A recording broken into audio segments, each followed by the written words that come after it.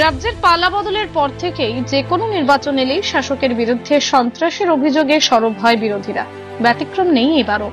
এই ভোট দেশের বা রাজ্যের বা পুরসভার বা পঞ্চায়েতের নির্বাচন নয়, দুর্গাপুর স্টিল পিপলস কোঅপারেটিভ ব্যাংকের নির্বাচন। শুক্রবার ছিল দুর্গাপুর স্টিল পিপলস কোঅপারেটিভ ব্যাংকের নির্বাচনের মনোনয়নপত্র তোলার দিন। এদিনও বিরোধী ভারতীয় মজদুর সংঘ এবং সিআইটিইউ সন্ত্রাসের অভিযোগে সরব হয়। 2012 সালে এই ব্যাংকের নির্বাচনে জয়লাভ করেছিল তৃণমূল। 2017 সালে মেয়াদ শেষ হবার পর থেকে 8 বছর ধরে হয়নি নির্বাচন।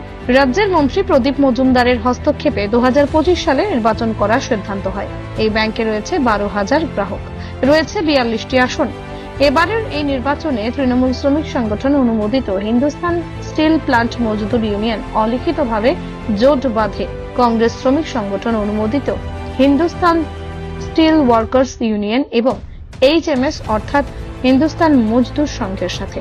ঠিক হয় হিন্দুস্তান স্টিল ওয়ার্কার্স ইউনিয়নকে 6টি আসন, হিন্দুস্তান মজদুর সংঘকে 3টি আসন ছাড়া হবে এবং তৃণমূল শ্রমিক সংগঠনের হিন্দুস্তান স্টিল প্লান্ট মজদুর ইউনিয়নের 33টি আসনে প্রার্থী দেবে। কিন্তু বাস্তবে দেখা যায় তৃণমূল শ্রমিক সংগঠনের হিন্দুস্তান স্টিল প্লান্ট মজদুর ইউনিয়ন 35টি আসনে মনোনয়নপত্র দাখিল করে, যাকে ঘিরেই শুরু হয় নিজেদের মধ্যে চূড়ান্ত দ্বন্দ্ব, হাতাহাতি, চরম উত্তেজনা। পরিস্থিতি সামাল দিতে হিমশিম খেতে হয় দুর্গাপুর থানার পুলিশকে।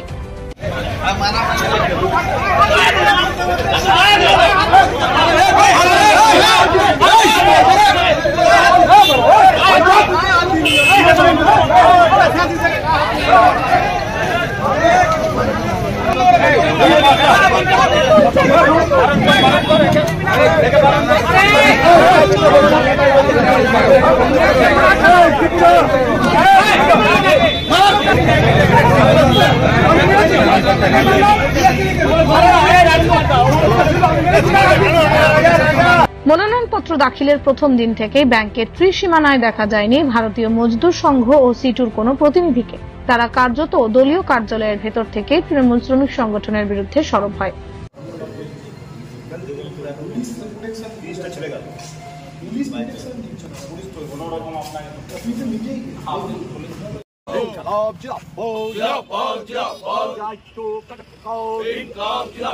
গণতান্ত্রিক ব্যবস্থার মধ্যে দিয়ে ব্যাংকের সুষ্ঠু পরিচালনা করার দাবিতে গণতান্ত্রিক ব্যবস্থার মধ্যে দিয়ে ব্যাংক পরিচালন ব্যবস্থাকে সুষ্ঠুভাবে পরিচালনা করার পক্ষে সিটুর সভাপতি বিশ্বরূপ বন্দ্যোপাধ্যায় বলেন, মনোনয়নপত্র দাখিলের প্রথম দিন থেকে বহিরাগতদের দিয়ে গোটা এলাকা সন্ত্রস্ত করেছে তৃণমূল। সেই জন্যই আমাদের কেউ মনোনয়নপত্র দাখিল করতে যেতে পারেনি। আমরা প্রশ্ন করতে চাই, ব্যাংককে রক্ষা করার মতো পরিস্থিতি কি ছিল না? সেই জন্যই কি মনোনয়নপত্র দাখিল আটকাতে বহিরাগতদের নিয়ে আসা হলো? সকলকে অংশগ্রহণ করতেও দেওয়া হলো না। এভাবেই ওরা গণতন্ত্রকে হত্যা করেছে। না, এটা তো একটা দেখবেন প্রেস স্টেটমেন্ট আছে সাংবাদিকদের কাছে, যারা যৌথভাবে নাকি এই ব্যাংক রক্ষার জন্য লড়াই এইবারে করছেন বা সিট ফিল আপ করছেন, নমিনেশন দিচ্ছেন, তাদের থেকে বক্তব্য আছে ব্যাংক রক্ষার স্বার্থে, ব্যাংককে বাঁচানোর জন্য তাদের এই উদ্যোগ। আমরা 3টে ওখানে কথা যোগ করতে পাই কোশ্চেনের আকারে। এক, তাহলে কি ব্যাংক রক্ষা করার মতো অবস্থায় ছিল না? সমস্যায় ছিল। ব্যাংকের চারিদিকের সমস্যা, আর্থিক হোক প্রশাসনিক হোক, ক্ষতিগ্রস্ত হচ্ছিল, রক্ষা করার কথা এলো কেন? কেন না, আপনারাই সঠিক বলেছেন যে 11 বছর বা 10 বছর তো ভোটটাকে লুট করে দখল করে তৃণমূলের লোকেরা চালাচ্ছিল ব্যাংক। পরে তাদের সময় শেষ হলে প্রশাসক বসিয়েছে, রাজনৈতিক ব্যক্তিত্বদের বসিয়েছেন, তাহলে তারা তারপরে ধারাবাহিক ব্যাংক চালাচ্ছেন। তাহলে এখন ব্যাংক রক্ষার কথা এলো, যদি এলো, তাহলে ব্যাংকের যারা সদস্য 12,169 জন, তাদের থেকে সুষ্ঠু প্রতিযোগিতায়, প্রতিদ্বন্দ্বিতায়, গণতান্ত্রিক কাঠামোতে জোট করে, জোটের সঙ্গে বাকি যদি কেউ এখানে লড়তে চাইতো, ব্যাংক পরিচালনায় যুক্ত হতে চাইতো ওয়ার্কারের রায়ে, তাদেরকে ঠেকানোর জন্য এত বাইরের লোক সহ এখানকার মানুষকে এনে ওরকম জমায়েত করে গণতন্ত্রকে হত্যা করার কি প্রয়োজন ছিল? তাহলে ব্যাংক রক্ষার জন্য আসলে দরকার ছিল সমবায়ের আসল অর্থ যে সকলে মিলে স্বাবলম্বী হবে, সকলে মিলে সমান অধিকার প্রয়োগ করবে। 5টা প্রিন্সিপাল সমবায়ের, তার প্রধান প্রিন্সিপাল হচ্ছে গণতন্ত্র থাকবে এবং গণতান্ত্রিক কাঠামোয় সকলে মিলে স্বাবলম্বী হবে। তো গণতন্ত্র নেই, গণতান্ত্রিক কাঠামো রক্ষা হচ্ছে না, সকলের অংশগ্রহণ নেই, অংশগ্রহণ করতে দেওয়া হবে না, তাহলে এইখানে এই যে প্রিভিয়াস বোর্ড যারা চালাচ্ছেন দখল করে, তাদের এই জায়গাটাকে যারা নতুন করে যুক্ত হলেন, তারা কি এটাকে আগের চালানো বোর্ডটাকে বৈধ বা মেনে নিলেন এবং তাদের কর্মকাণ্ডের উত্তরদায়িত্ব নিচ্ছেন? দুই, কাল এইভাবে জবরদখল করার পর যা ঘটবে, যদি কিছু ঘটে ভবিষ্যতে, তাহলে তার দায়িত্ব। তিন, এই যে দুদিন ধরে গণতন্ত্র হত্যা হচ্ছে, তাহলে এরও উত্তরদায়িত্ব জোটকে নিতে হবে, কারণ তারা এই জোটে গেলেন যেখানে গণতন্ত্রটাই প্রয়োগ হচ্ছে না, প্রতিফলিত হচ্ছে না। যাদের দায়িত্ব সরকারের পক্ষ থেকে প্রশাসনের, তারা বারংবার চিঠি দেওয়ার পরও এই ব্যাপারে কোনো ভূমিকা পালন করলেন না, উপরন্তু তারা সাহায্য করলেন এই লুট প্রক্রিয়াটাকে। যে রাজনৈতিক সাংগঠনিক নিয়ম নীতি অনুসরণ করে যারা জোটে গেছেন তাদের নিয়ে আপনারা দেখবেন একটা মিটিং হচ্ছে, সেই মিটিংয়ের ছবি আপনাদের সবার কাছে থাকবে। তাহলে এই মিটিংয়ে যারা গেছে তারা অফিসিয়ালি জোটের পক্ষে আলোচনা করার সুযোগ পেয়েছে বা করেছে বা সিদ্ধান্ত নিয়েছে। দুর্গাপুর টু দিল্লি হতে পারে, দুর্গাপুর টু রাজ্যও হতে পারে, বাট আমাদের কাছে অফিসিয়াল কোনো মেথোডোলজি, কোনো টেকনোলজি, কোনো অ্যাপ্রোচ এরকম ধরনের কোথাও ছিল। থাকলে আমরা এটা পরিত্যাগ করতাম, সেটা আলাদা কথা, কিন্তু আমি বলছি যে জিনিসটা এরকম নয়। আসতে যদি কিছু হতো তাহলে অফিসিয়াল আসতে হতো, ভাবনাটা কী হতো, তার রুট কী হতো আলাদাভাবে। যেমন আমরা প্ল্যান্টে 7টা ট্রেড ইউনিয়ন একসাথে চলছি, কিন্তু সেখানে অনেকগুলি ম্যানেজমেন্ট ইউনিয়ন কমিটি আছে, সেই কমিটিগুলিতে কিন্তু প্রপোর্শনেট ব্যবস্থা আছে, অর্থাৎ যে ইউনিয়নের যে স্ট্রেংথ আছে, মানুষের সমর্থন, ওয়ার্কারের সমর্থন, তার প্রতিনিধির সংখ্যা এবং তার অংশগ্রহণের সংখ্যা তার দ্বারা নির্ধারিত। সেটা লেবার কমিশনের সঙ্গে বসে সব ইউনিয়ন মিলে, ম্যানেজমেন্ট মিলে মিটিং করে ঠিক হয়েছে। তাহলে এইটা হচ্ছে একটা অফিসিয়াল মেথোডোলজি, যা প্রসেস করে একটা কমন আন্ডারস্ট্যান্ডিং গড়ে তোলা যায় কমন ইস্যুর ওপরে। এবার ব্যাংক পরিচালনার ক্ষেত্রে যদি এমন কিছু থাকতো, যা আপনাদের সামনেও থাকতে পারতো, যারা দাবি করছে তারাও রাখতে পারতো, কিন্তু এরকম কিছু ঘটনা কিন্তু আমাদের চোখের সামনে নেই। হ্যাঁ, কোনো আলটপকার কেউ কথাবার্তা বলতেই পারেন, কথা ছুটতে পারেন, সেটা ভিন্ন কথা। আমরা এটাকে পলিটিক্যাল, ইডিওলজিক্যাল এবং ব্যাংক পরিচালনার গণতন্ত্রকে রক্ষা করার স্বার্থে গুরুত্বপূর্ণ কোনো অ্যানাউন্সমেন্ট বলে মনে করছি না, কারণ এরকম কোনো ঘটনা আমাদের সঙ্গে। এই নির্বাচনের আগেও তো নির্বাচন এখানে হয়েছে বিভিন্ন, ভবিষ্যতেও হবে। নির্বাচনের জন্য নির্বাচনী প্রক্রিয়ায় নির্বাচন কমিশন সহ প্রশাসনের বিভিন্ন ভূমিকা প্রয়োজন হয়, আমাদের দেশের সব রাজ্যের যে কোনো অঞ্চলে যে কোনো পরিস্থিতিতে, এখানেও তার প্রয়োজন হবে। আমরা গণতন্ত্রে নির্বাচন লড়ার, নির্বাচনে অংশগ্রহণ করার এবং মানুষকে সাথে নিয়ে ভোট প্রক্রিয়া সুষ্ঠুভাবে হোক, এর সর্বত চেষ্টা করব। এবার যদি এরকমভাবেই একটা বাতাবরণ থাকে, আপনারা যা বলতে চাইছেন যদি থাকে, তা মানুষের কাছে তুলে ধরা, মানুষ অভিজ্ঞতার ভিত্তিতে তার বিচার করবে, এটাই কেবল হতে পারে। কারণ পৃথিবীতে এই ধরনের বহু ঘটনা আছে ইতিহাসে, যারা এইভাবে দখল করেছিল শেষ পর্যন্ত তারা থাকতে পারেনি, মানুষই শেষ কথা বলেছে। আমরা মানুষের উপরে ভরসা রাখতে চাই না। পাল্টা হিন্দুস্তান স্টিল প্লান্ট মজদুর ইউনিয়নের সাধারণ সম্পাদক স্নেহাশিস ঘোষ বলেন, শিল্পনগরের আবহাওয়াকে সুষ্ঠু রাখার জন্য দুর্গাপুর ইস্পাত কারখানার সমস্ত রাজনৈতিক দলের প্রতিনিধিদের আমরা আহ্বান করেছিলাম। আমাদের আহ্বানে সাড়া দিয়েছে HMS এবং INTUC, C2 আর BMS এর কর্মীরা বলেছিল আমরা লড়তে চাই, আমরা ওদের সমর্থন করেছিলাম, কিন্তু ওনাদের কেউ মনোনয়নপত্র দাখিল করতে আসেননি, আর কেউ জমাও দেননি। সন্ত্রাসের কোনো আবহই তৈরি হয়নি, ভিত্তিহীন অভিযোগ করছে বিরোধীরা। দেখুন, গণতান্ত্রিক উপায়ে আমরা তো ভোটটা করছি, সেটা সবাই দেখছেন, আপনারাও দেখছেন, সাংবাদিকরাও দেখছেন। একটা ভোটের নমিনেশন যখন চলছে, এরপর আমরা প্রথমেই যেটা স্থির করেছিলাম যে দুর্গাপুরে এখন মডার্নাইজেশন আসছে এবং কিছু মডার্নাইজেশন আমাদের দুর্গাপুরে এসছে। এই অবস্থায় শিল্পনগরীর আবহাওয়া যাতে সুস্থ পরিবেশ থাকে, সেইটা বজায় রাখার জন্য আমরা সমস্ত ট্রেড ইউনিয়নগুলো আছে, সিটিউ সহ সবাইকেই আমরা আমন্ত্রণ জানিয়েছিলাম যে আসুন আমরা সবাই মিলে একটা বোর্ড গঠন করার চেষ্টা করি, তাতে কেউ কম কেউ বেশি শেয়ার নিয়ে আমরা এটা করার চেষ্টা করি। তা আমরা এটা ওনাদেরকেও আবেদন জানিয়েছিলাম, কিন্তু ওনারা তাদের রাজি সাড়া দেননি। INTUC যেমন সাড়া দিয়েছে, HMS যেমন সাড়া দিয়েছে, তেমনি অন্য কোনো ইউনিয়ন তাদের সাড়া দেননি। CITU, BMS কালকে সকালবেলায় আমাদের কাছে ফোন করেছিল, সেখানে আমরা পরিষ্কার জানিয়েছিলাম যে এত দেরিতে আপনারা বলছেন, এখন আর এই মুহূর্তে কিছু সম্ভব নয়। তখন ওরা বলছেন না আমরা তাহলে লড়বো। লড়ুন, আপনারা আসুন, এখানে নমিনেশন জমা দেন। তো ওনারা আসেননি, নমিনেশন জমা দেননি। ওনারা যেটা বলছেন সন্ত্রাসের আবহাওয়া, আপনারা দেখছেন এখানে কোনো রকম কোনো সন্ত্রাসের আবহাওয়া নেই। চারদিকে পুলিশের ছয়লাভ। আমরা দূরে দাঁড়িয়ে আছি এবং এখান থেকে আমরা আমাদের এক এক করে নমিনেশনের জন্য পাঠাচ্ছি। কিছু মিথ্যে কথা, এখানে কোনো রকম কোনো বহিরাগত নেই। যারা আছে তারা ব্যাংকের মেম্বার।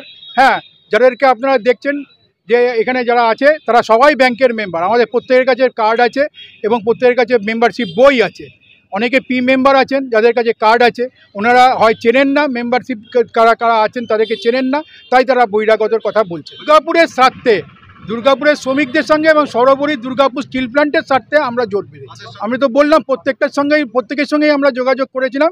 সেখানে যারা সাড়া দিয়েছেন, আইএনটিইউসি সাড়া দিয়েছে, এইচএমএস সাড়া দিয়েছে, তাদের সঙ্গে আমরা জোটবদ্ধ হয়েছি। বহিরাগতদের দিয়ে ব্যাংকের চতুর্দিক ঘিরে রাখা হয়েছে বলে তৃণমূলকে আক্রমণ করে বিএমএস অনুমোদিত দুর্গাপুর ইস্পাত কর্মচারী সংঘের কার্যকরী সদস্য মানস চট্টোপাধ্যায় বলেন, ব্যাংককে মনোনয়নপত্র দাখিল করতে গেলে শুধু প্রাণ সংশয় নয়, অনেক কিছুই হতে পারত।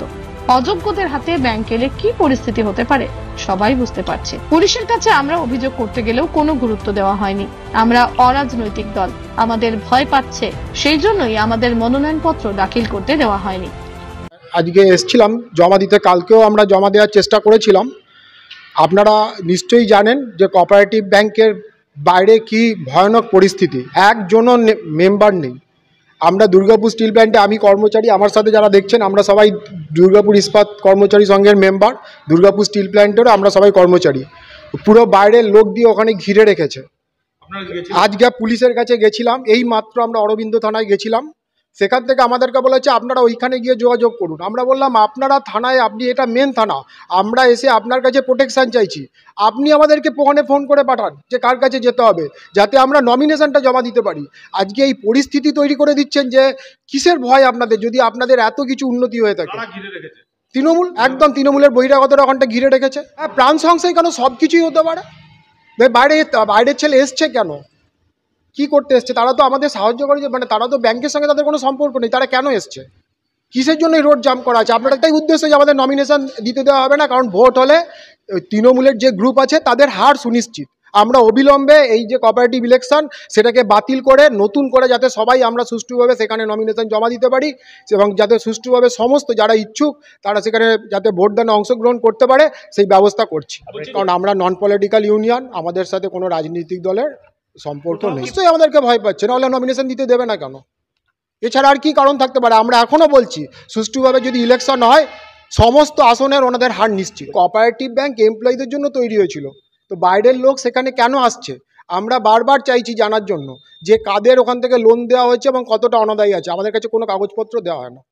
তৃণমূল শ্রমিক সংগঠন আইএনটিটিইউসির সভাপতি অভিজিৎ ঘটক বলেন, আইএনটিটিইউসি ছাড়াও আইএনটিইউসি ও এইচএমএস মনোনয়নপত্র দাখিল করেছে।